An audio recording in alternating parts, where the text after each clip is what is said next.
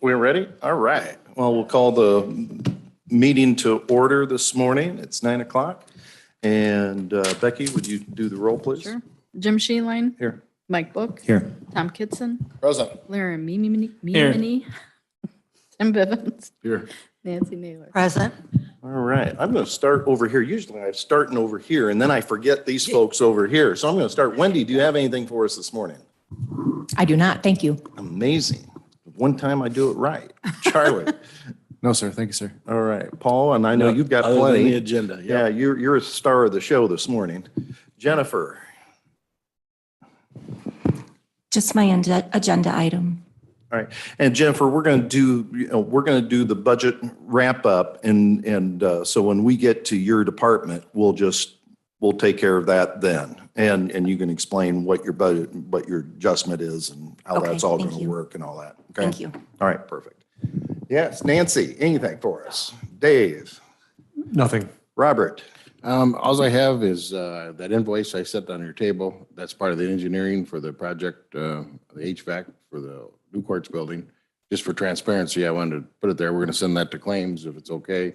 I think we're okayed already on the money, correct? yeah, because this would be under capital and when the money that we set aside through ARPA for that project. So I just correct wanted on to, all that? Yep, just wanted to that's show what it it'd just be. for transparency reasons.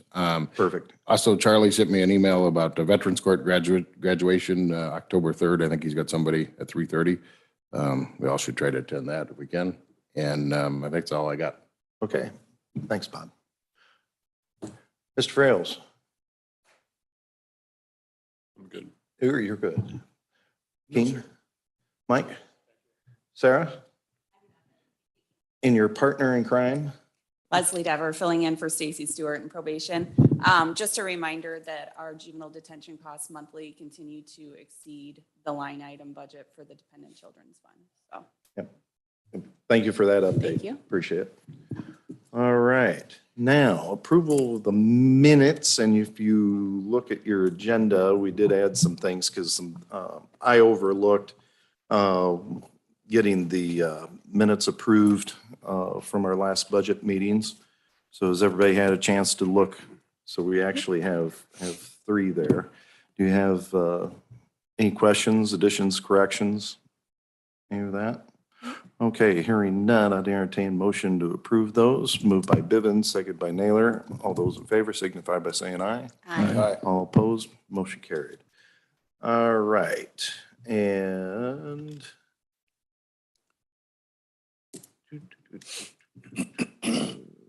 okay, so we'll move on to, instead, we're going to combine the treasurer's monthly financial report and the quarterly report. So Paul, take it away on the quarterly. Okay, so yeah, obviously August ending is a quarter ending. We'll go through some financials on the screen. You'll see this is in your packet. It is your basically your board, your general fund. So revenues year to date are right here at $12 million, and our expenses are 11.6.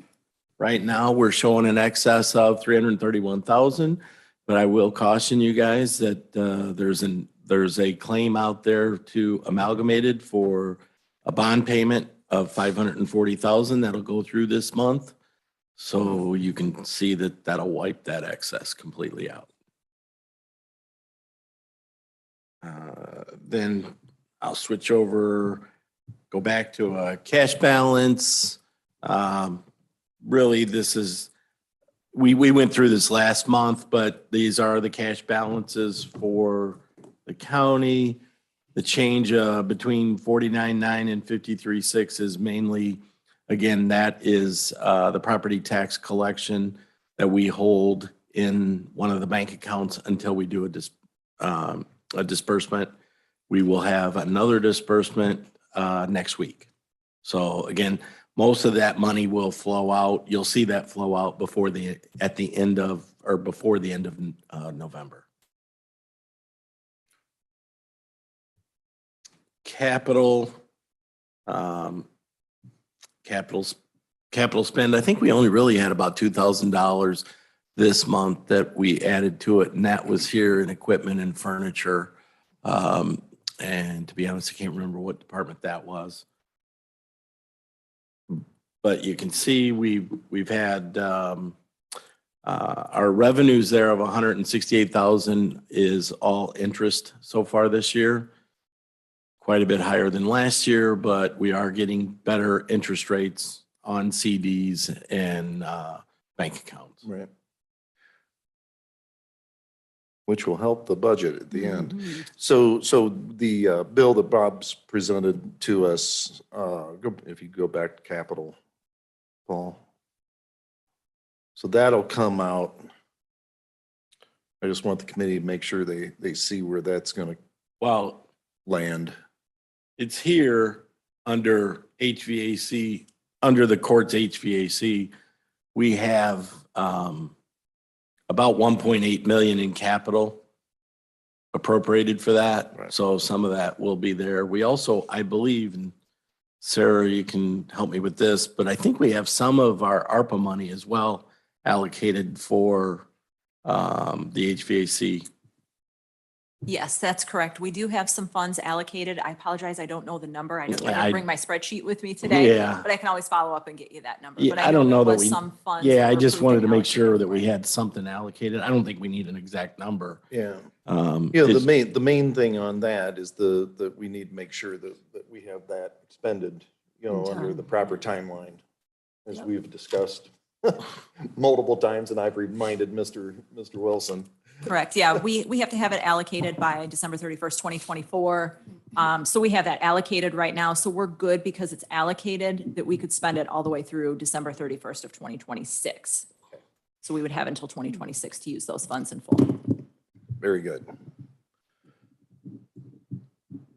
Okay. And Go really, ahead, Paul. again, these other sheets are with your documentation on the online. It's just different fundings, different, the other board funds would be solid waste, animal control, different items like that. You can see where public safety, all of those are running to about what we had projected. So solid waste will have maybe a little over 300,000 in excess year over year for the $2 million.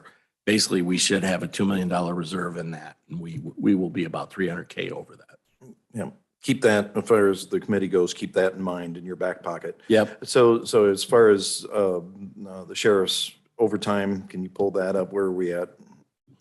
And is that tracking pretty much where we thought it was going to be as far as his excess? Well, I don't have it here on my spreadsheet in terms of that's in specific departments.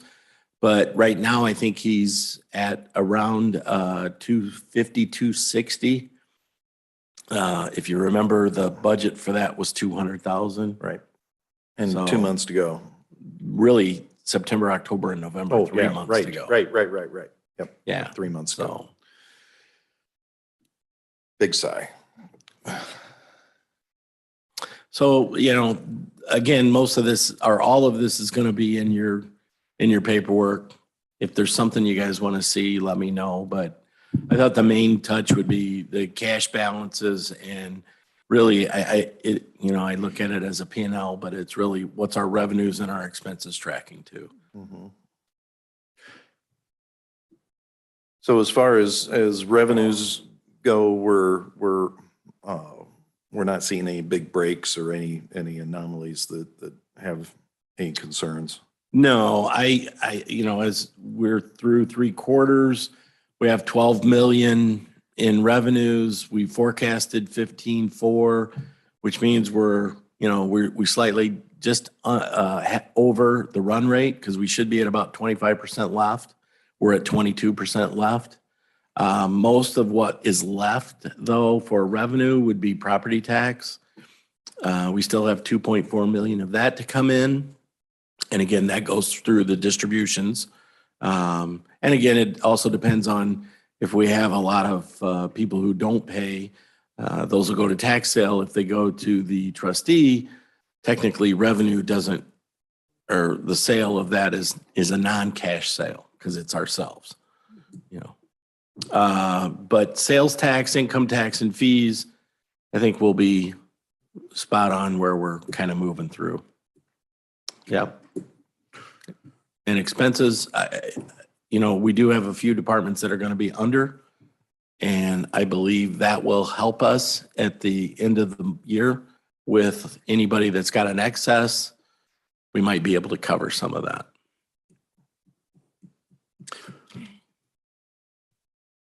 Any questions for Paul on the quarterly? All right. We do need to approve for the quarterly report, so I'd entertain a motion to approve the quarterly report from the treasurer. Moved by Kitson, seconded by Naylor. All those in favor signify by saying aye. Aye. All opposed, motion carried. And there's also a sheet for everybody to sign if you pass that around, Tom. All right. Lyram, do we have a Gredco report? Anything to report there? Okay. Nancy, do we have an No, insurance the committee? insurance report? company didn't have a meeting this month. Thank Okay, you. very good. Moving right along to number 8, ARPA. Sarah, what do we have for us this morning? I do not have a quarterly report for you this morning. I'm due for one next month in October, and that will cover July, August, and September. So Patty and I will be back in October with a full quarterly report and update for you. Super. Thank you. All right. Anybody have any questions for Sarah? All right, very good. We have approval of the monthly Joseph E. Meyer resolutions, and we have 11 this morning to pass on to executive. Any questions on any of those? Hearing none, I'd entertain a motion to pass the Joseph E. Meyer resolutions on to executive. And that'd be moved by Kitson, seconded by Bivens. All those, any questions? Hearing none, all those in favor signify by saying aye. Aye. All opposed, motion carried. All right, now, the part that everybody's been waiting for, drum roll. Mr. Treasurer, let's start. We're going to try to get through the budget wrap up. Wendy and Paul and I kind of did a dry run of this to kind of remind ourselves where we kind of landed and to go through the changes and whatnot. And we actually got through it in less than an hour. I'm encouraging everybody to ask whatever questions. We're going to go through the changes that we've done to revenues as far for the budget projection goes. And I encourage everybody to ask questions if there's something you don't understand or want to question the assumptions that have been made. And we're just going to try to get through it this way. If we get through it this morning, then we won't have to do the budget wrap up on the 26th. So we'll try to get it done today. So Okay. take her away, Paul. So what you're seeing in the screen there, yellow highlighted, are items that Jim and I and Wendy had gone back through, did a hard review, or I was able to reach out to, in the case of like sales tax or income tax, I was able to reach out to somebody in Springfield and found a spreadsheet that kind of gives us a better flavor for what we're going to see next year. That would be under like the personal property replacement tax. So yellow is what we've changed. Just in those 4 line items was a change of about a $500,000 increase between all 3 of them. So county sales tax, I had it, when we originally put this budget together, the sales tax, we had it running flat, but it does seem to have somewhat of a little bit of an uptick to it, so we bumped those up. And again, that goes along with use tax. The personal property replacement tax, I had it at $750,000 to begin with. I thought we could get it to 900, but then as I got my spreadsheet from Springfield, they actually show us at $1,020,000. So I put it in as $1 million there. So those are some of the changes made. There was another change made here for the real estate tax penalties. Again, I had that in at about 100 to 110,000. And just based on typical run rate, we typically, if you can see in the past, we've seen about 125 average. So I put that in for next year. Again, if you remember last month, I think I used the words passive aggressive. So that's the way I look at this. We're no longer being conservative. I said neutral. He said neutral, I said passive aggressive. We're no longer conservative and that's in my view. State of Illinois reimbursement for public defenders. That came from Bob. He had told us that they had some new revenue coming through based on how he's running the office, so that we bumped to 80. And I think that's it for revenue, and it bumped it from about 15.4, 15.5 to 16 million. So So to remind the committee that, and we'll get there at the bottom, but where we were at with all the department head requests, we were 850,000 in the hole correct, is where we were at. So correct. just as a reminder Yeah. of that. Yeah. And, you know, we found some spots where we could save some money, but we also found some spots where we thought maybe our revenue would come up a little better. One of the other bigger items is going to be property tax. It looks like CPI is going to be over 6%, which means that even though we are PTEL capped, we can levy to our maximum. All right. Now, these are going to, yellow again is things that we've changed. These are expenses. Blue will come back to. But the first one here, senior services, and this was obviously, most of you know, the group comes in the evening and does ask for some contributions or donations. Typically each year we're at about 100,000. Just based on run rate factors and issues that we have in other expenses, we looked at this and we need your input because I dropped it down about 30%, down to 70. So I guess I'm kind of Paul, looking to the team. does that cut somebody that we had? Well, I mean, it wouldn't necessarily cut anybody. It would just reduce what we give out in terms of, you know, to all those different entities. Does it reduce what they asked for when they came in or what we did last year? No, what we did last year was 100,000. Oh, okay, so it reduces what? It would be a reduction in what we have available Got to it. give out. Thanks, Paul. So maybe some hard decisions, right, in terms of, you know, who gets what. I know one of the entities of that 100,000 typically gets 60 to 70% of that. Yeah. You know, the rest of them are asking small dollars. So are you advocating that we do a 30% cut to everybody of what they asked for? Are we going to review it? Well, Some of those people- that's where we're at right now, Tom. So we can have that discussion right here and now. And that was one of the things as we went through and we were trying to find how we were going to close that $850,000 gap. We were looking at where we could do that. And this is, you know, a logical place that this is kind of discretionary spending that we have. So we did not want to do this, you know, eliminate it completely. But we looked at, we thought that this was a place that we could take out $30,000 and have the discussion here in committee.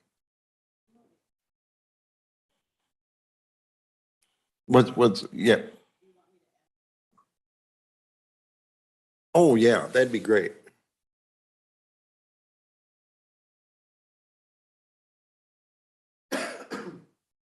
But your comment, Tom, as far as, you know, going across the board and reducing everybody 30%, that'd be an easy way to do it. But yeah, that's up to you guys.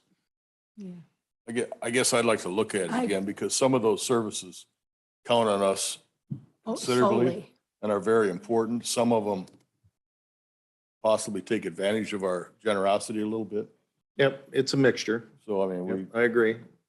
Some of them are all Lee County services and some of them are countywide, over 4 or 5 counties as well. You know, one of the things that, you know, always comes back around, does anybody have the history of how did we start with this line item?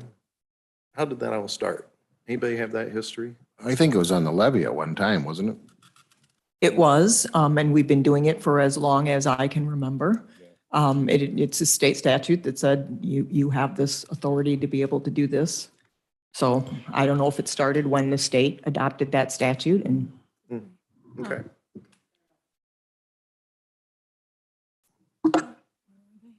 since we've done it this many years and they have counted on us, we've asked them a lot of questions over the years. We've given them a lot of opportunities to explain things. I guess we need to, at least when we give them whatever we're going to give them, we need to let them know that this is an area that's under review for the future so that they don't, some of them rely on us for that amount of money. Where do you have that, Becky?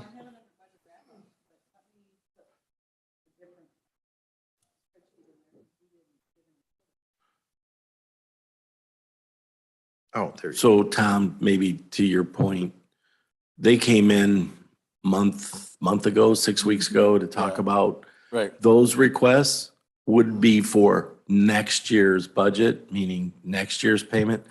What they all did receive a check here in July, or in August Or for, the one from last year. yeah, for basically the, you know, what they had. So in terms of whatever you guys decide, you may have to send a letter out to each one of them explaining, Right. you know, here's the situation we're in and maybe you don't change it at all, but I mean, again, that's up to you guys. We'd have to find money elsewhere, but yeah, there are some that I believe we could reduce. Right. Yeah, I don't disagree, Paul. I just, Yeah. I like to look at them and, yeah, you know, because we struggle been a with while. that every year that we'd like to give more than we do. oh, We don't have the budget to absolutely, do it and yeah, it's, you know, it's taking it off the back of the seniors who expect yeah. some help is kind of heartbreaking, I think, but you know, if we have There's to a do. lot of different categories there. You're right. We Yeah. should look at it. Well, Case by and case. there's, I think the discussion that we had was how many of these are coming because we have the money available versus, you know, could it be made up somewhere else through increasing a grant or that kind of thing? And what's our philosophy as far as how, you know, how do we handle this going forward?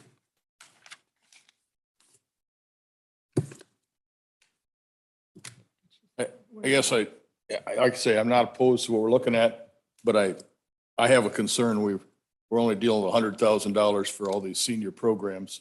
And I mean, $100,000 in the budget of the county is pretty small. I know we have a lot of issues, but. Isn't that- Yeah, I got a comment. I'm not on the committee, but I just have a comment. You know, if you're going to cut them, 30% cut's pretty steep. Do it in incrementals, 10% a year, and that'd be easier for these. I know there's probably some push in the money, but a lot of the dollar for dollar you're giving them goes right directly to the people that need it. So,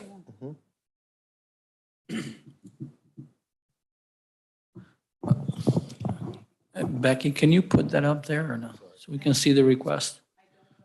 No, I have a question. I spoke to a couple mayors in the area and they're under the assumption that this money is levied and we should give it back to the senior citizens. so it is levied as part of the general fund. So that's technically correct. But the statute regarding the social services states the county board may levy and distribute to social services. Now, I'm not saying you shouldn't. I'm just saying it's not a mandatory, it's a may, not a shall. But it is technically levied for as part of the general fund. It's not its own separate levy. Correct. Yeah, It's under the corporate It's levy. yeah, it's not a separate. Separate levy means on the tax bill, right? Right. You don't see it listed on the tax bill Okay. separately. Okay. Okay, thanks for clearing that. Is it on here now? Where is it?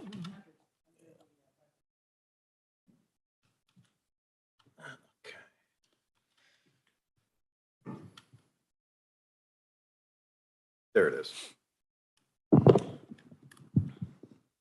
Hey, Wendy, wasn't that on the tax bill a couple years ago until we changed it? It was probably 2, maybe 3 years ago that, because the thought process behind doing that, because we're a PTEL jurisdiction, our levy, our total gross levy amount is capped. So how we play with the numbers in between the individual line items doesn't really matter. We're capping the total amount. So the thought process was then consolidated under the corporate levy for the county.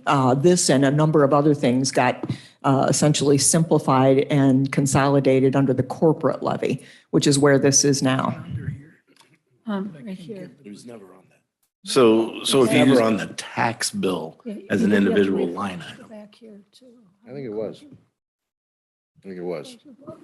Mr. Chairman, I'm going to disagree with that, but Mr. Bivens. could we come back to this and proceed with the budget? Because I'd like to see the rest of the line items and where we're at on each line item and how this all shakes out. And then we can come back and maybe have a little more balance to what we're looking at. Yeah, no, Sure, I'm, sure. that's a great suggestion, Tim. Appreciate it. So no, that's fine. So we will come back to this, but I'm glad we've got the information in front of us now. Just so everybody knows, the requested during our hearing was 117.5. So that was what the requests were for this year, and what we funded last year was 101. So, okay, go ahead, Paul. yeah. The U of I extension is typically 100,000 a year. Go ahead, Tim. I'm going to catch that up we'll come back to that one. And yeah, and we'll probably be in executive session when we come back to that. So, Yeah, let me come back to that one, Yeah. Tim. U of I extension is typically right around 100,000, and again, I took that down 10%. Another discussion point for you guys, just to review, do as you need to do.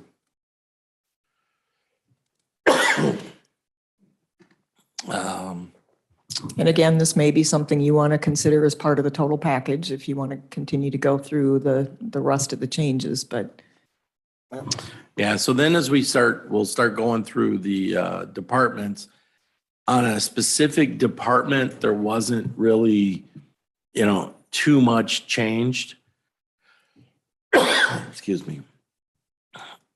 I'm going through here. I typically highlighted anything in yellow that we changed from the time you guys saw it in the past. So here's where we made a few changes in the sheriff's department. So we had this at 200,000, and I know we did bump this back up just based on, I think Clay's really, again, looking for 300 to 350. So just understand where that is, right? The sick payout of 55,000 was not on the template, so I put that on there, colored it in green to make sure you guys knew this was a new line item that needed to be on there. It was just not there before. And then you have some IMRF and FICA increases, and that's based on anticipated retirement. and that's for, that's the one that we know of. I'm just Because saying. we were talking about two. Yeah, yes, that's just, yes. It's a single. One person, it's a Yes. single. Yep. Maintenance agreement, this is, Clay had talked to us about some changes to some of the equipment or the contracts that he has with that equipment. So that changed to 85. We had that at a run rate of around 70. We'll see how that plays out. So I want to go back up to we'll talk about, because this is, and that was why on the quarterly, I asked where were we at as far as overtime. So if you go back up to overtime, Paul. So we cut that, our intent was to cut that back to 200,000. And that's, understand, we're wanting to encourage the sheriff to that's always been a perennial issue. It's been an issue that it's not just been Clay. This is Clay's first budget. I mean, Sheriff Bivens struggled with it. But at the same time, I was very reluctant to go with the full request, because where's the incentive from the budgetary standpoint to keep it as much under control as you can? And obviously, we took care of the issue this year. We've been taking care of the issue, as it has arisen. I thought, the discussion that Clay and I had when we kept it at 200,000, he basically says, Jim, he says, I need a budget that I can try to meet. And he says 200,000, I know out of the chute, I'm not going to be able to meet that. So this was kind of a compromise position. It wasn't where I wanted us to be. It wasn't where the sheriff wanted to be. So I just wanted you guys to understand where that number came from.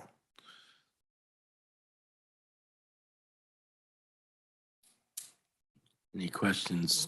Just yell them out. I think there's another change. Yeah, gas and oil has been running lower than anticipated, so we dropped that. We took that down a little bit. Yeah, so it ends up with a $5.3 million expense budget for the sheriff's department there. Now, and excuse me, Paul, but Go ahead. But if you go up to full-time. So the number here at full-time, that includes, and correct me if I'm wrong, Paul, but this includes step increases that would be incur for this year, does not include any changes in regards to whatever we do with the FOP contract. Correct. So this value also, if you look at this value versus last year's value in terms of just budget dollars, you're going to see about a $250,000 increase or so. Last year's budget inadvertently had missed 2 employees. So out of the chute, they were kind of under budget by 2 employees. This anticipated 24 looks at, hey, if everything were equal, and by the time we hit December 1st of this year, the step increases would hit, this would be the dollar value that we'd be looking at, not anticipating any changes with the new FOP contract. Right. Okay. Yes, Tim. Inmate medical, I don't recall an explanation for the increase, especially with the new Safety Act. I would think the anticipation would be we would have less inmates. So I don't know why we're going up another 20,000. And if you look at the past years, we're sitting around 85,000, something like that on a average.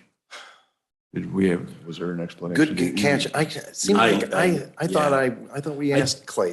We did, and I thought I still recall the issue there was, I think they were anticipating a lot higher cost just per I was almost going to say employee, sorry, per guest, in terms of medical costs. Because I do recall we did ask him about that, and he had come back with, no, they did anticipate or stronger or higher costs in the medical field. Well, and again, the same could be said of the food and meals. I know there's a higher cost for groceries at this time, but at the same time, that seems significant also. when we're looking at potentially fewer inmates. Well, I can definitely code that a different color as an anticipated change, you know, as we go through this. Yeah, and I did, just so everybody knows, I did get a message from the sheriff and he's otherwise engaged. occupied and on a case and plus he wrenched his back and is on light duty. So he let me know that he wasn't going to be able to be here this morning. But I mean, we could text him and see if he'd have an answer if you want to do that. So. I like your thought, Paul. Mark those in a different color as something to come back to. Yeah, definitely. Great catch, Tim. You want to keep going? Yep. Go Okay. ahead. Let's see. So coroner's offices, ROE, state's attorney, and we did talk to Charlie about this. We did lower the contractual services value. Again, this is more of a contingency. And if there's larger cases or something happens, but again, Charlie, if it were to happen, I know the board would cover you, we're obligated to. So we just haven't had to use a significant amount. Doesn't mean it won't be used next year, but we lowered that by 10.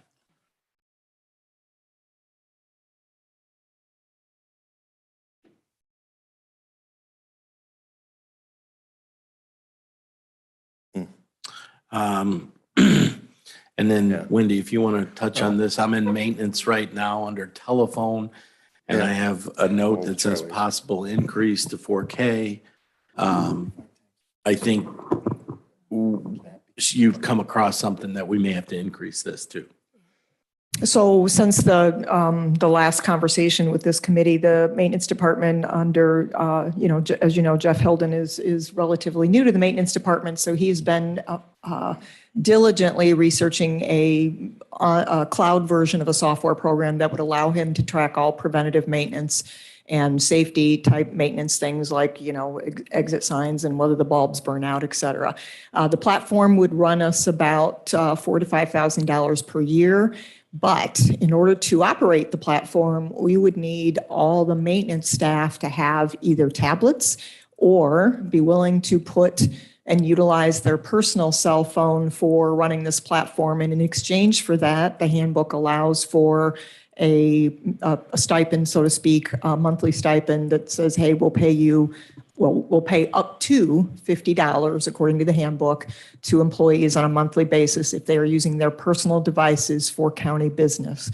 So that detail hasn't been worked out yet, but it was very clear to Jeff that this line item at 1320. Yeah, 1320. Was not going to suffice no matter which direction they go, whether they get individual tablets or whether they use employees' personal cell phones. It was not going to suffice. And so Jeff asked for us to reconsider upon further investigation that line item. And we were looking at something like 4,000. In other words, going from 1320 to 4,000. So that might be an additional expense you need to think about that we didn't factor in when we had our initial conversations, Jim, Paul, and I. Wendy, can you explain the software? So it's What is its essentially, purpose and its use? so it's please? essentially a big database that would track preventative maintenance. So what would be inputted in there is honestly going to be not only every building, but every room in every building. And inside that database will be, in this room is their exit lights. So they'll do like a monthly walkthrough prompted by the software that says, check the fire extinguishers, check the exit lights, check for, whatever safety. Plus also entered into that is going to be all of your air conditioning and heating elements. So check the filters, however, every 3 months or whatever that period is that you're supposed to do that. In addition to that, it will also contain the work order system. So as a department head, I need something done. I go into this cloud version and I say, hey, please, maintenance department, I need this task done. And then it from there gets assigned out using the software to the individual employee to actually do it. Once they've done it, they go into the software and they tag it with their initials. Yep, I completed this task as of today. So it's really a very large management system for all the things that are maintenance related.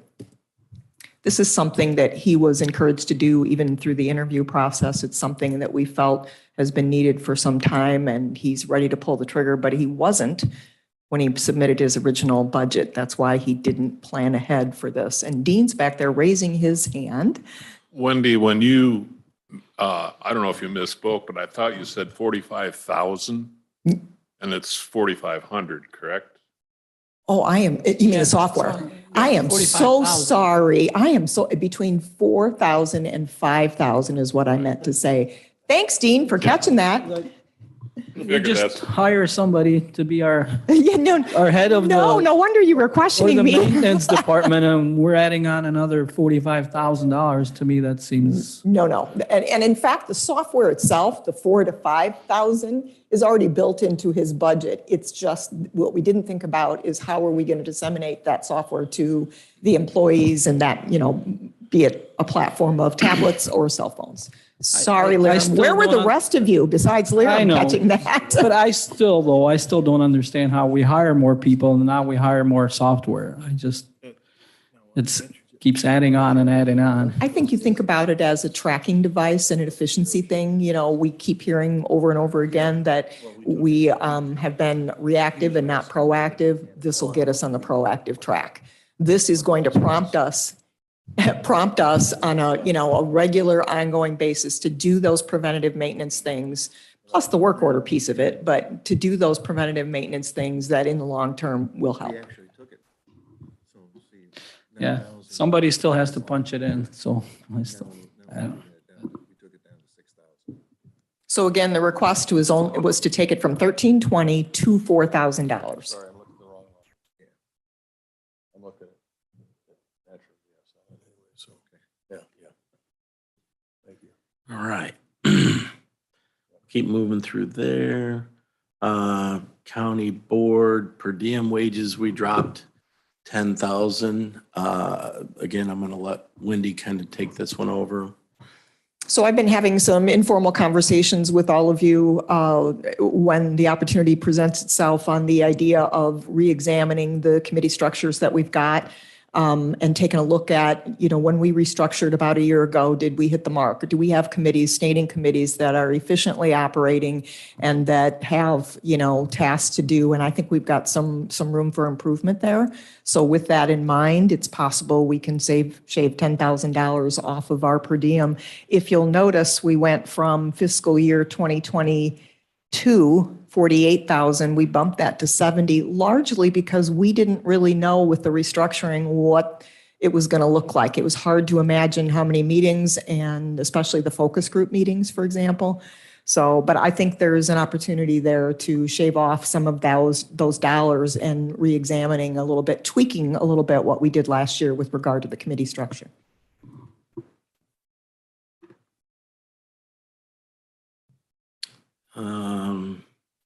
I don't think there was any other changes in terms of department heads there. Let's keep moving down. I think we do have one last big one here. Well, so IT, we did, there was some larger dollars that were in Paul's request that we went ahead and rearranged back to I'll call it a normal run rate under the payroll system. And then here's the assessor's office. So Jen's here. She wants to talk about doing some different things. So I don't know if you want to give Jen an opportunity to go ahead and talk about their changes there. I have not made any changes, by the way, Jen, to the budget yet. I guess Chairman needs to turn himself on. Yeah, Jennifer, thanks for being here this morning. And if you'd like to go ahead and explain to the committee what changes that you're proposing and how this is all going to work. So Of go ahead. course. So you're talking about the overall budget this morning, and The changes that I'm proposing actually would reduce the assessment office general fund by about $2,000 because I'm proposing shifting some of the funds and taking money out of the GIS fund to cover that. So as you guys could see in the onboard packet that I submitted, I'm requesting to amend the assessment office and GIS department budget to allow for compensation for staff who complete assessment training designation. I'm asking for a $2 an hour increase in the hourly pay of staff who complete this designation. I propose to move the DevNet website fees and PAM's maintenance and website fees into the GIS fund to offset the increases to the assessment office general fund. So that's where we come with the, without affecting the general fund. The Certified Illinois Assessment Official CIAO designation is obtained through the Illinois Property Assessment Institute, IPAI, and it has become available online through instructor-led webinar courses, saving the travel, mileage, and hotel expenses to obtain the core courses. So I feel this is a good time to start offering this to our employees where it's going to be more cost-effective. There are a total of 6 courses required to obtain the designation. They run approximately $385 per course, including a $50 exam fee. So I'm proposing the budgeting for 2 staff members to obtain their CIAO this coming budget year. That would be about $2,000 of the cost. So the expense breakdown, which is in your budget packet, is $12,480 for 3 employees for the $2 an hour. I have 1 employee who recently, in about the last 6 months, obtained her CIAO already. So I'd like those 3 employees, upon obtaining and maintaining their CIAO, to get that salary increase of $2 an hour. And then $4,000 for 2 employees, total $4,000 for the training element. So we're at $16,480 for the cost to the assessment office budget. But then back to the amounts that we're moving into the GIS budget, it would be $18,600 for the maintenance and website amounts that we're moving into the GIS budget, for a total of $2,120 difference that the assessment office general fund would be actually less taken out of that fund.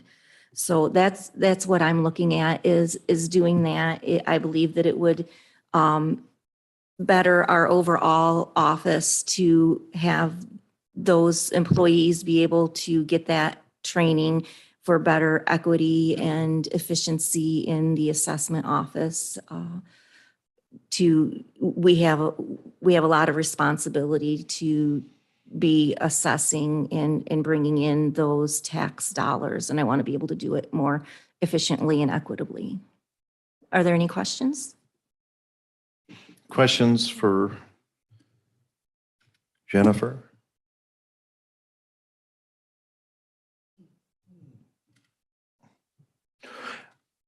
I had asked Wendy, because it seemed like I remembered that we had this discussion in regards to CIAO designation or compensation for getting that certification. And for the life of me, I could not remember when that took place, but. So Jim asked me this yesterday at afternoon at our meeting, 3:30, and I immediately had the same recollection, but couldn't put my finger on when it happened.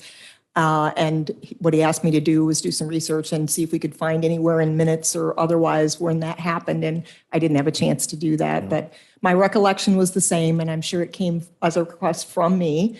As you know, over the last 5-8 years, the assessment office has taken on more and more of the township work. In fact, we are now doing 15 out of 22 townships work.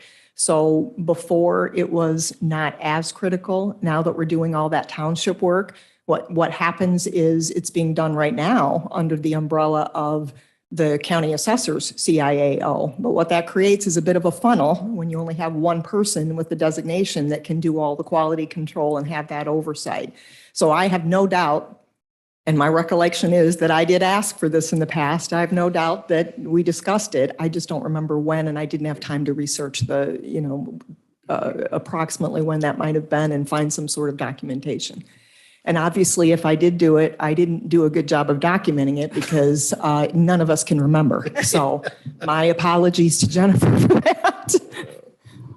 Well, it goes back to, that's what's the beauty of having the board action request, because, you automatically get that documentation.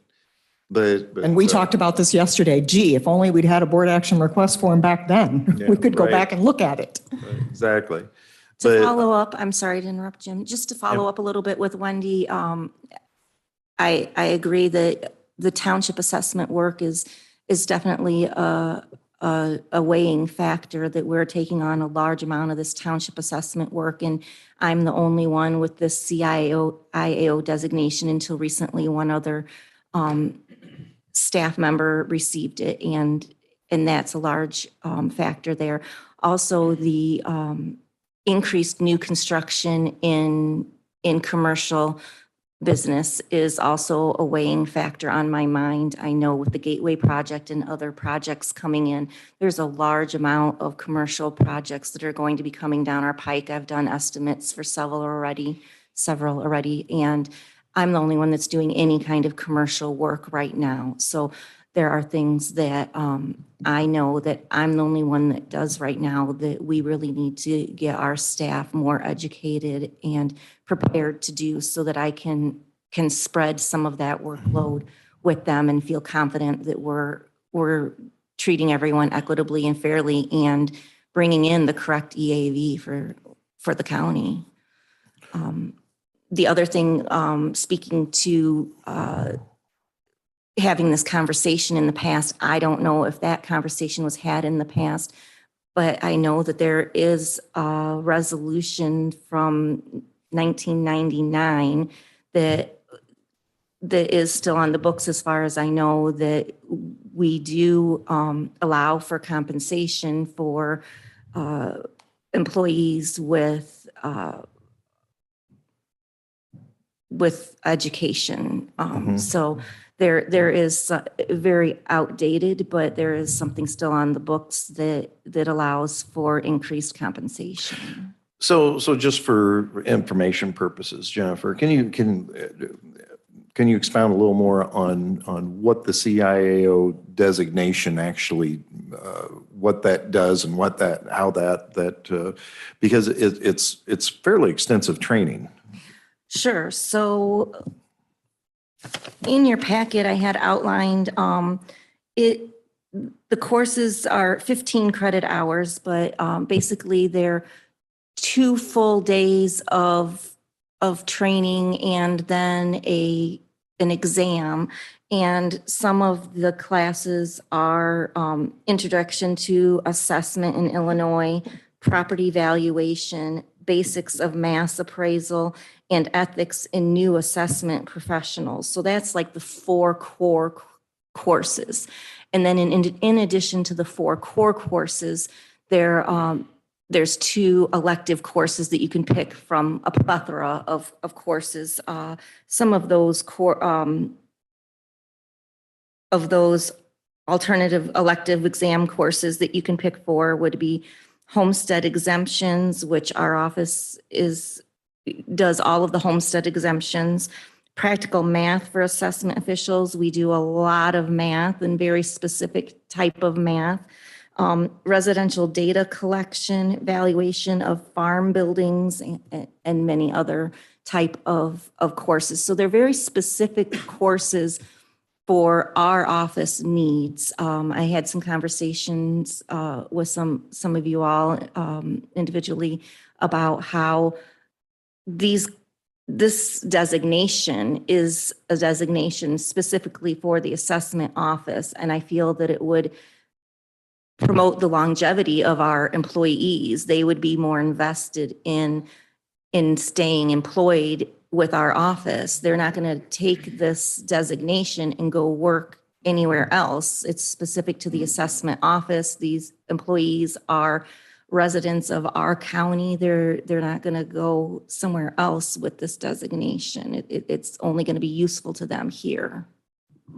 I would also add that it does take a commitment by the employee to do this. There are tests for every one of those classes, and some people, panic in tests. Right. Not only is there a commitment to get the CIAO, but there's a continued commitment, and it could, because in order to maintain it, you have to take continuing education.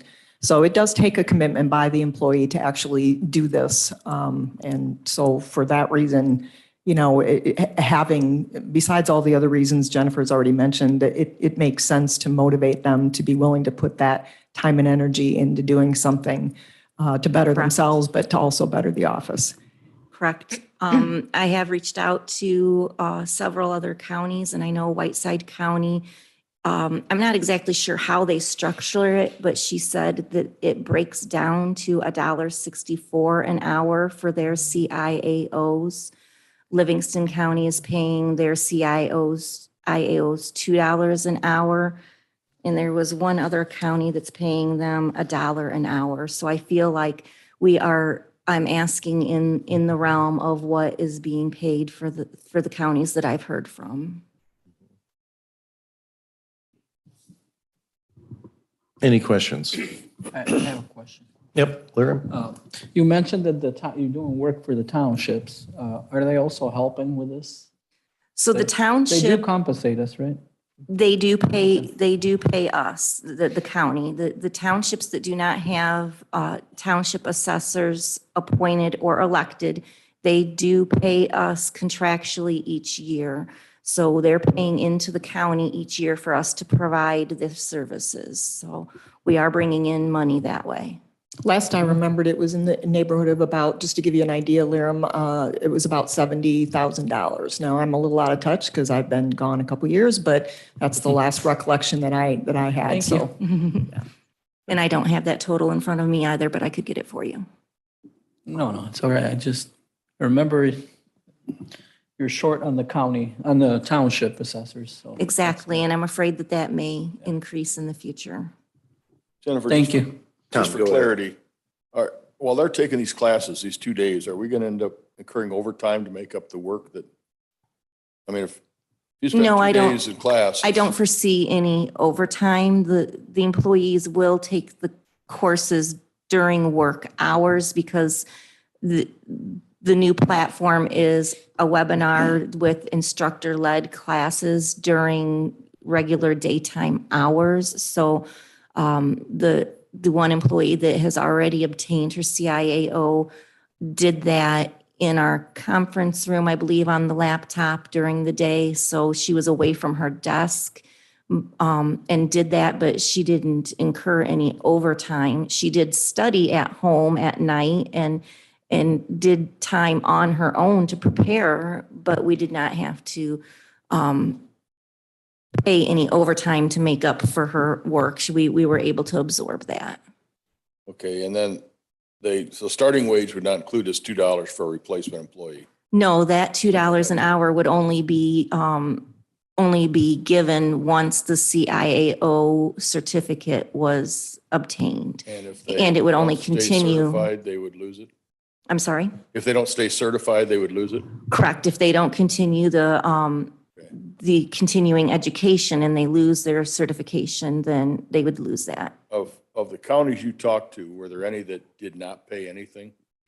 Of Gave a the bonus or something? counties I talked to,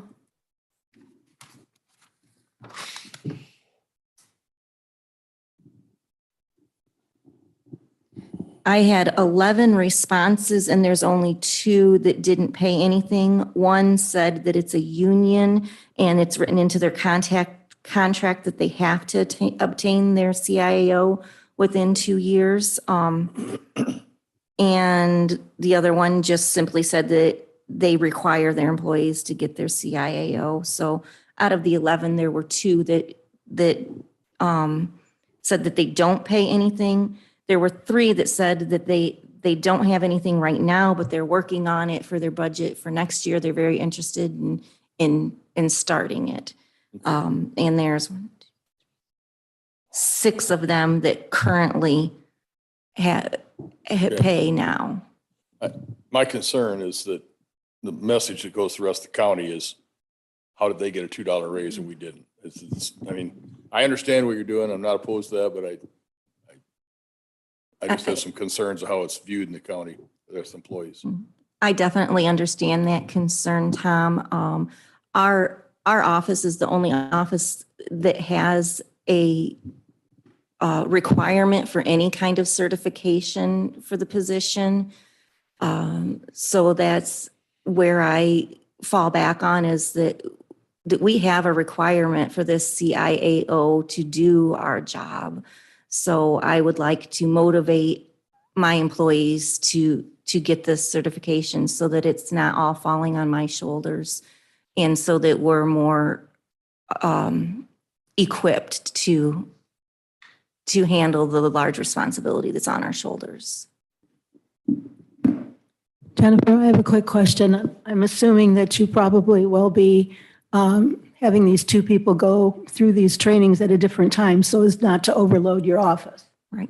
The actual schedule for the coming year is not out yet, but it has been for this new online platform that they've done it twice a year. So I would, and this is also, I didn't plan on having it be a requirement of my employees. I think that I have 2 employees that will be interested in doing it. And yes, I'll have one of them do it the first round and the other one do it the second round. Thank you. Yes.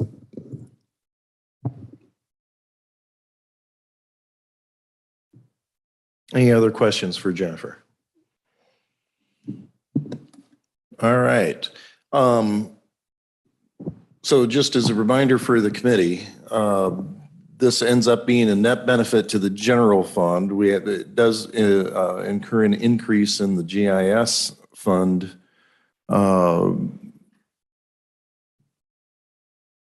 area. And that is, well, we can talk about that when we get there, or it's, yeah. Yeah, and there's fund balance there to absorb that. In other words, that's a fund outside of general, has some money in it that can absorb the cost of the software, I think is what you're. And talking that about. software cost, that's an ongoing cost. That's not one, we're not moving one-time money, but that's an annual It's an ongoing annual cost. maintenance and what was the other one?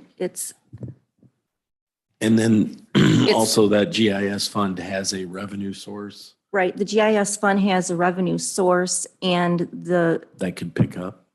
the things that we're allowed to use the GIS funds for, the expenses we're allowed to use the GIS for are very limited, a very limited scope that has to be somehow related back to GIS. So that's how I chose these expenses that can be related back to the GIS. These 2 pieces of System, software, by the way, yes. are what pushes all of our GIS system out to all of you that have been on there looking at the maps. That's what she's talking about, changing from the assessment side over to the GIS side. It's all part of that GIS system that gets pushed out to you and the public. That's why it was relevant to be able to do that, to be able to shift it over.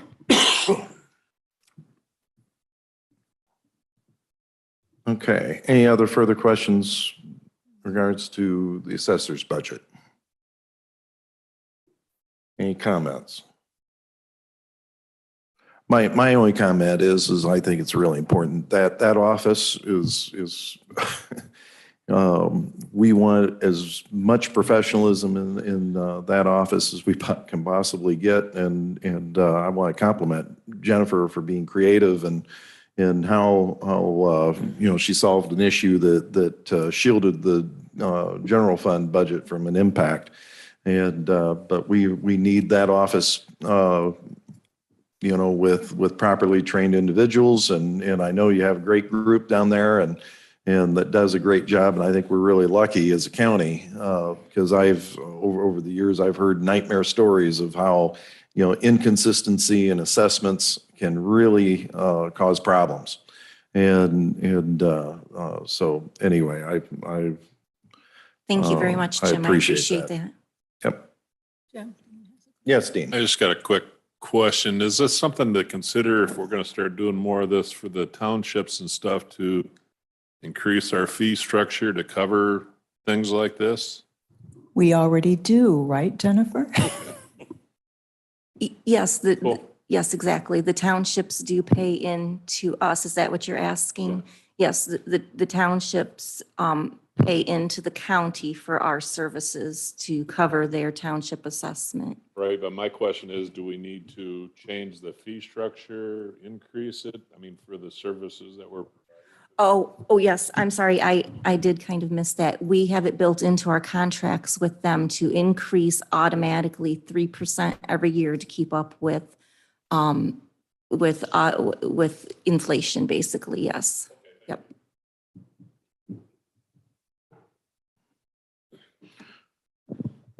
Okay. Ready to move on? It's part of her budget presentation, so it would be, I mean, if there was something that you wanted to question or move, I think now's the appropriate time.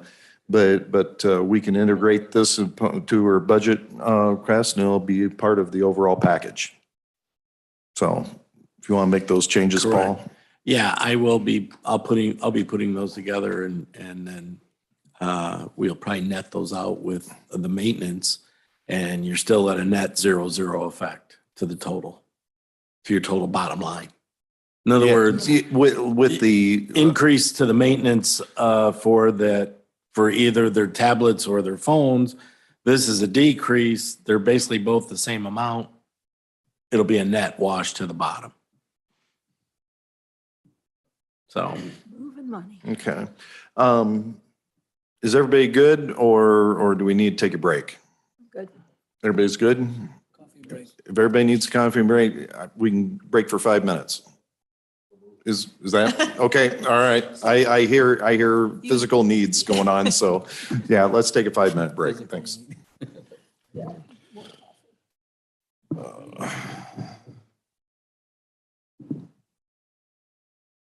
I wouldn't go that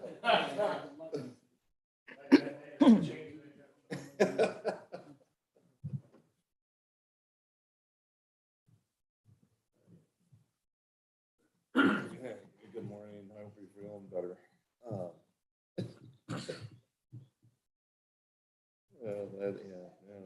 know how that goes. Although the back spasms are the worst.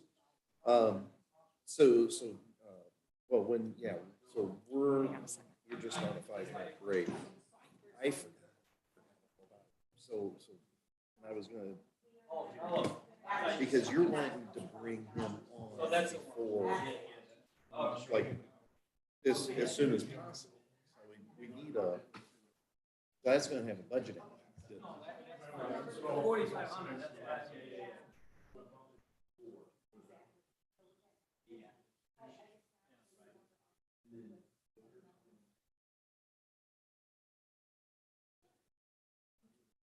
Right. Right. Well, I'm just thinking, I'm trying to figure out the math, because if we bring him over, right, where you, so remind me again, you were wanting to bring him over as soon as possible? Does that, well, let me ask you this, would this cover one of the slots that we've already approved before?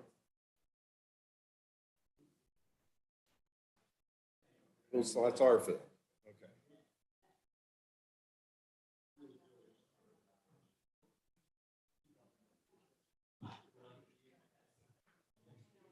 Right.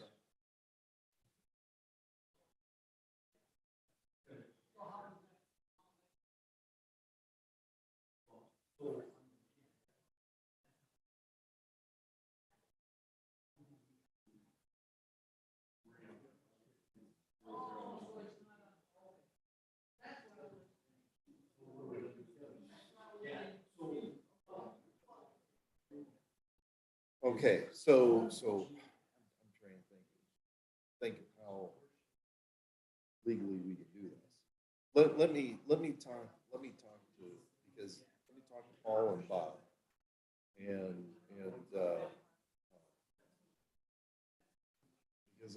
because it's gonna be.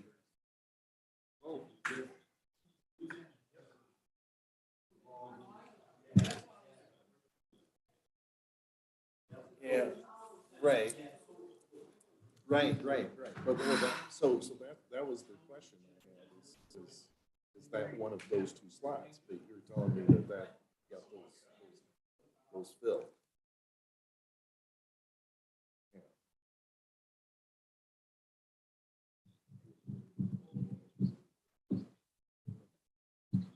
About what? Hell, I don't know. I know, I want to see them. I want to look at each one. I mean, I think we should try to do at least what we did last year. Because that, there's a valid point of that. We're struggling like everybody else. Yeah. Well, I don't understand. I don't think 30%. 30% is too big a cut. If you're wanting to bring in, there's going to be impact this year's budget and also because we're basically going to have half a salary next year that we can add in, correct? Because we want to bring him on and then Dave leaves in March and then.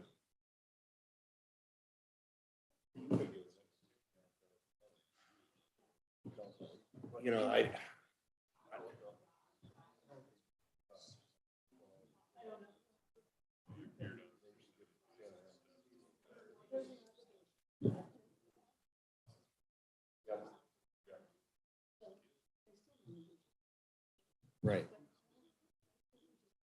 So let me.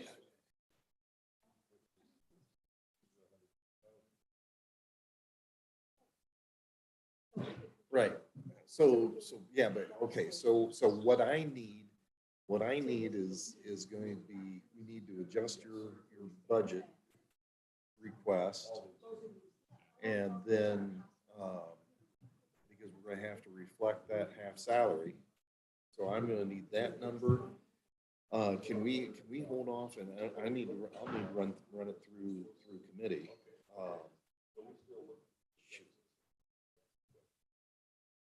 See if I.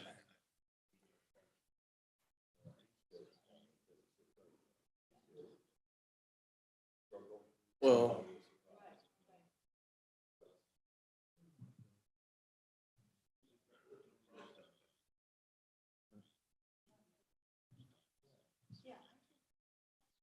Well, the thing of it is, we're in committee right now, and I, we're going to be, here's, I think we're going to have to do a board action request and run that in October. How is that? Is he? Mm-hmm.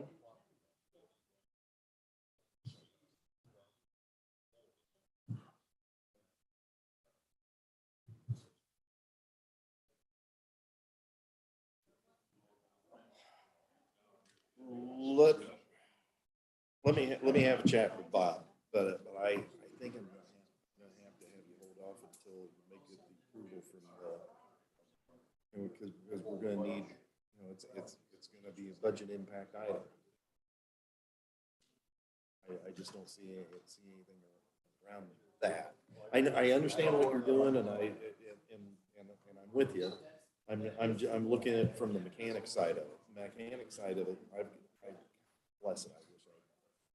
I was not. I saw that, and it didn't even register to me. I had in my mind you had one of those slots open, and you just plug him in, and away you go. So I wasn't worried about it. But this is a different animal.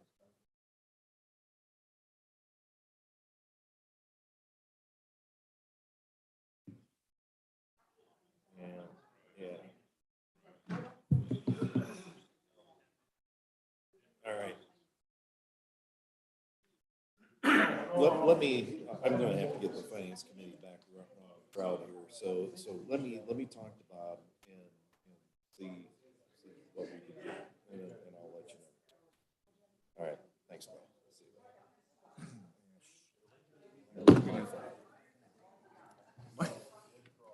Oh, I screwed up. Clay had texted me. He's got a guy that's ready to come over from DOC, and he's ready to go. You know, and it's anticipated that he will take Dave Lester's spot. Clay wants to bring him on now, which will keep him because he's got a guy going to. He's got a guy that's going to the academy, so he's going to be down one in corrections. He can bring this guy over. He's rocking and rolling. And they can move a guy to get trained on patrol. And so for until March, I know on March. Yeah, I know. Let's get back to rolling, guys. But anyway, it's going to be a budget amendment because it's going to be half a guy for. The power to vote. No, he's turned in his letter. Oh, he did. Yes. Okay. Did not know that. Yes. Sheriff's budget, I think there's about at least 50,000, maybe 70,000. Or maybe move it up.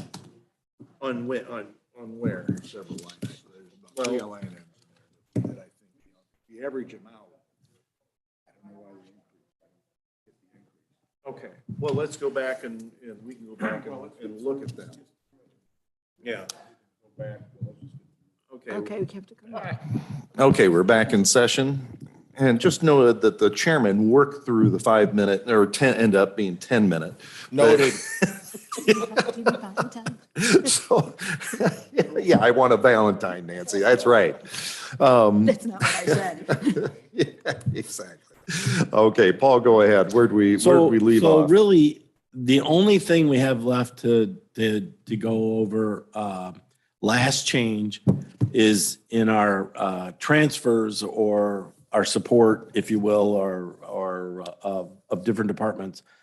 Typically, one of the items that we do support would be the health department, and we're obligated to support them. So this is not a something where we cannot support them, but we've taken the transfer amount from a $465,000 value to a $280,000 value. And that's not done lightly, by the way.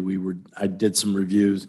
So they have a balance right now, if you will, a fund balance of around 800,000, 700 to 800,000.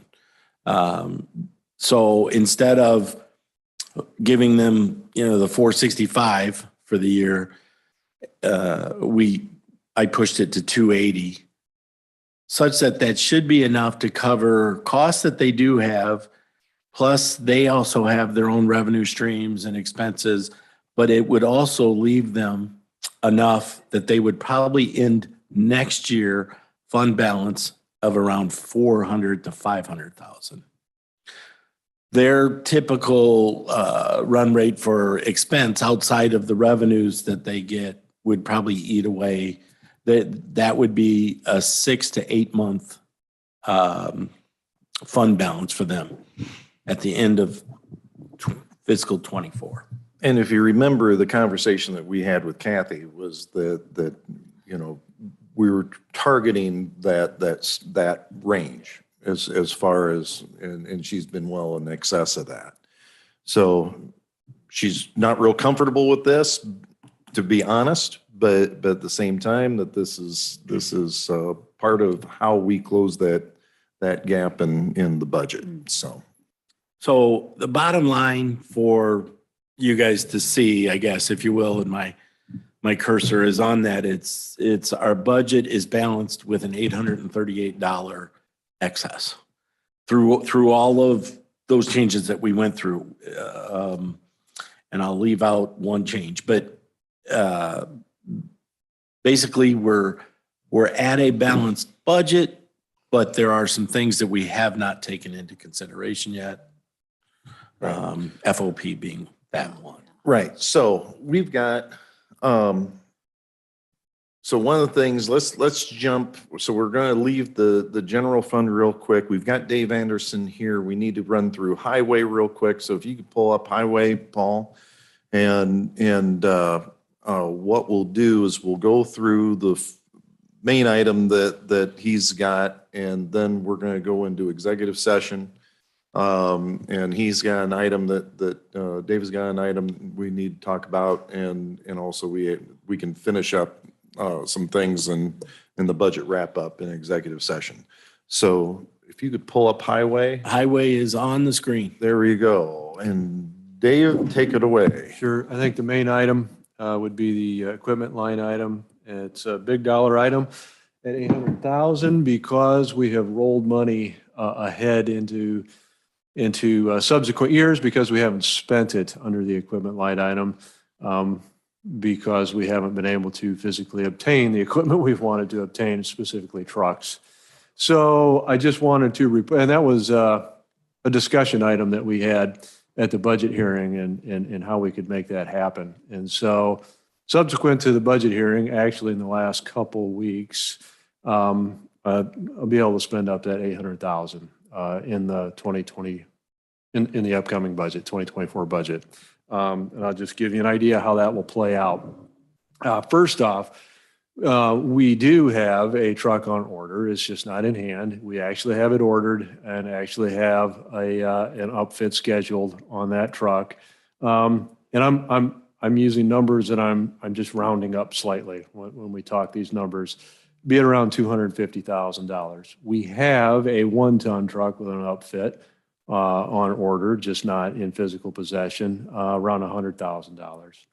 Then we were able to get a couple slots for Peterbilt's. If you remember, I told you we generally mostly run internationals. We do have 2 Petes, and Peterbilt's are fairly compatible. They both got the Cummins engine, so mechanics pretty comfortable, and all the stock items and stuff that he has to get pretty interchangeable. So not real concerned about that. So we have actually 2 cab and chassis on order. I to be honest with you, I pulled the trigger on this, so I had to kind of do or die.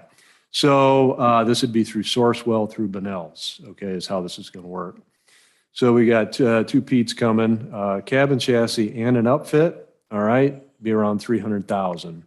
Then just a bare cab and chassis, okay?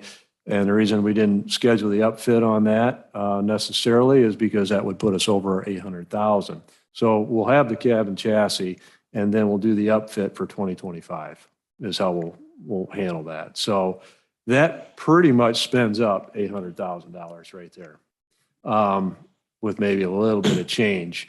Our other, really our another primary need we have is a pickup to fit into that, which won't fit into that 800,000. But we'll just see how things play out through the 2024 budget year.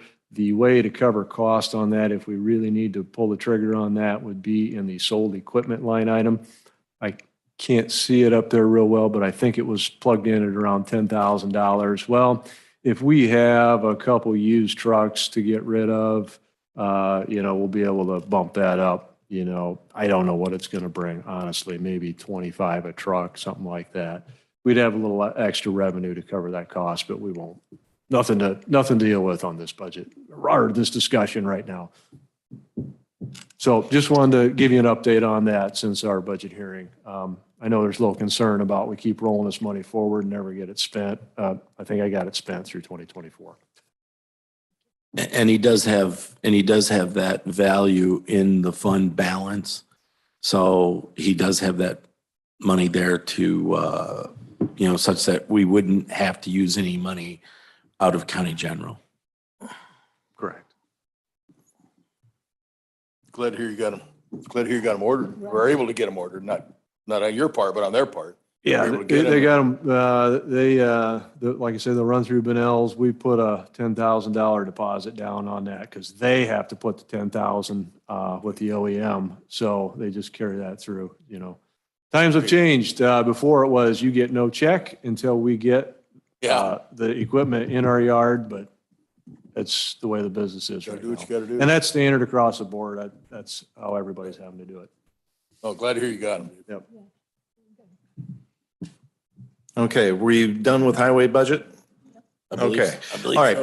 before we go in executive session, I do have an item that I want to bring before, and it's a budget impact. So, and it's Chairman's fault. I had misunderstood. The sheriff had let me know of a request to bring on another employee that is somebody that's coming over from DOC that can start immediately in the jail. He's got, and I had thought that this was a slot that he had open, so it wouldn't have been a budget impact, and so it was discretionary under his budget. I was mistaken. Those slots have been filled. In fact, he's got guys that are heading to the academy here pretty quick. This would be the hire for the replacement of the retirement that's going to happen in March. So it would be 6 months, 7 months. Well, I mean, if you're talking about the 24 budget, it's really just 4 months, right? It's December through March. Or- Yeah, and there would be, it would have, he would be bringing the guy on immediately. So that's So gonna be 2 weeks. That's going to be the 23 budget that, So You don't- 20, yeah, so it'd be 2 months of salary of 23 for him. yeah. So it'd be like a $10,000 impact for this year's budget. And then, you know, half, or how that works out. So half a year of an extra man. What the sheriff is asking for is the authority to bring this guy over. And it would be, he's saying that it would help his department for overtime, reduction in overtime, because it brings him up to, it doesn't really bring him fully up to staffing because he's got the 2 people in the academy. But it's a real advantage for us because we will not have to send this person to the academy. So there is potential for that this would reduce overtime. But he wasn't able, this happened, you know, my misunderstanding, there should have been a board action request for this item before us, since it does have an impact, budget impact for this year, and also, you know, we'll have to adjust his budget for budget request for next year. So I guess I just talked to the chairman. The chairman's in favor of giving authorization discussion. Sorry to throw this at you. This is really kind of my. So it's my not fault. technically on the agenda, but of course you're talking about the budget for next year. So you could certainly do the budget for next year. This year, potentially could be considered under his discretion of his budget that he's been allocated for this year. But you can't really take formal action except to modify next year's budget. I just want Correct. to point that out. That, and I explained that to the sheriff, but if he would have, he can go ahead and tell this person that our intent would be, and what we could do is have the formal authorization happen in October, but we can discuss it, and I can get a feel, and I can pass that along to the sheriff. Okay, So- point of clarification. Yes, sir. This employee is now employed DOC at our jail, No, at the prison. yes. Okay, so it does not create an opening for us anywhere. It's going to fill a vacancy that we're going to have. Correct. And they don't have to have any more training than DOC has. My understanding from the sheriff is that it would be seamless. He can come, he would be leaving DOC, coming straight over to us and be on the job. Which is why he felt the need to approach you like now, because of the idea that he wouldn't have to be trained or anything. This is kind of a unique opportunity. Yeah, and again, this is kind of my fault that I'm springing this on you guys because I thought this was, he had the slot open and it was under his discretionary authority. That's fine. I So, understand. You yeah. explained that. So- Yep. But, So, well, I just feel but bad this about is it. guaranteed to reduce our overtime?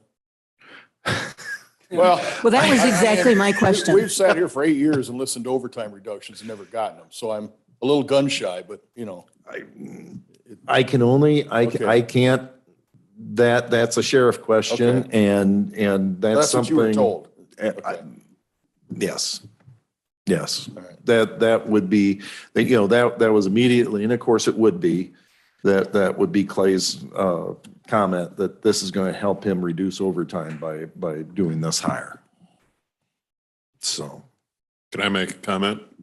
Dean? Just from what I'm hearing, if he's got 2 people at the academy, I mean, now would be a prime time to incur overtime expense while those 2 are in training.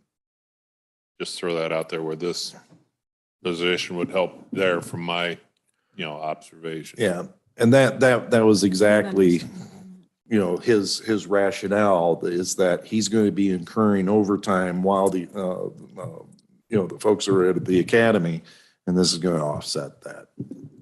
Bob, did you want to make any comment? No, I think if it's available, I think you take the slot. I know we don't like to add personnel, but I think it's going to work out when the retirement comes in. We'll cut down on overtime because I know he's maxed out what he's got going now.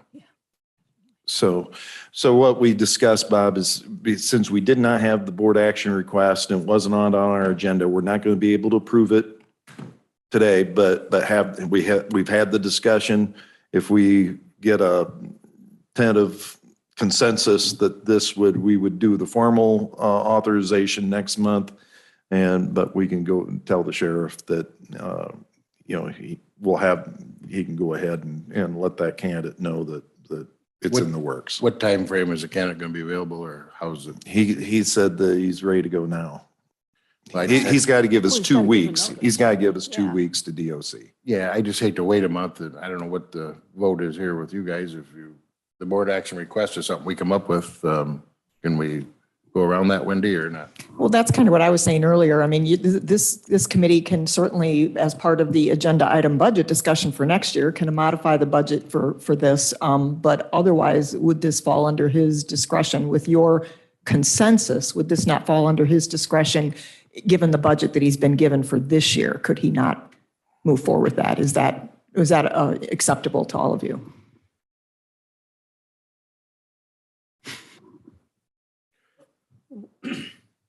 Charlie left. That's confusing, I'm sorry. But is it in the budget though, for these 2 months? Well, Does he have the budget for the 2 months? I'm going to tell you that he doesn't, from the position of, remember, we talked very early in this meeting about the fact that he had 2 employees that inadvertently didn't get budgeted for last year at all. Of course, that wasn't Clay's problem. He wasn't doing the budget last year, but we no more than got to December 1 and Clay starts looking everything over and realizing they dropped 2 people off of the budget. So no, but was it this board's intention to cover those 2 people that were inadvertently left off? And if it is your intention to do that, then yeah, it would be in the budget. So this, and as a reminder, and to Tom's point, is that we would be giving authorization to increase his headcount by 1 temporarily, and then it would come off. And that's really what you need. It's not even the budgetary issue right now. It's really that authorization to increase that headcount temporarily. Yeah, go ahead, Bob. And I don't have a problem with that because we do have a signed resignation. So we know we're not adding it, Yeah. after that. And that was, the former sheriff question was, to me, was, Yeah, we had a signed resignation before it was rescinded. Is there any agreement that this will not be rescinded because he has that ability? Once someone submits a resignation, you do have the ability to, if they want to unresign, to say, no, I accepted your resignation, and that's it. So I think there has to be that understanding. Otherwise, we're going to put ourselves in a pickle if he once again says, you know, I've thought about it. I think I'd like to stay. Or through negotiations, I think I'm going to get a nice increase. I want to stay now. So I think there needs to be that agreement with the sheriff and at least with the board that resignation is submitted, accepted, and will not be rescinded. Agreed. That's a good point. It's a very good point. I haven't officially accepted it. I think the sheriff accepts it anyhow, not me. So I don't know if he has accepted it or not. We That's a good will, point. That's a good. we point. will pass that sentiment along to the sheriff. Yeah, Requirement, it's a fact. requirement. Yeah, Because we're not hiring another employee's person. This is Yep. out of control. Yeah. okay. All right, so, all right. Any objection or any more comment in regards to that matter? Okay. Let's move into executive session. I'd entertain, the motion would be where to go. Hold on, I gotta do this. I gotta do this right. Okay, Hey, Mr. Chairman, yes, I forgot to make a point on my equipment Oh. thing. yeah, I didn't get that extra cabin chassis that I was talking about just to spend up to 800,000. Come 2025, the government requires another tier of emissions, and that was going to cost us, they're looking at costing another 25,000 a truck for that. And not to mention, it did not want to have a first model year of new emissions equipment. It is quite problematic generally. So that was just another reason why we did that. Didn't just do it to do it and to spend the money. There was actually some Spending other money to save reasoning money. behind it. I forgot to make that point. I knew that. Got to spend money to make money. Yeah, no kidding. Okay, I'd entertain motion to go into executive session, and the executive session is under 5 ILCS 120-2C2 collective negotiating matters, and also 5 ILCS 122, and then it went away, under purchase of property. Moved by Kitson, seconded by Bivens. All those in favor signify by saying aye. Aye. Oh, I'm sorry. Do we have to Oh, roll call? Roll call, sorry.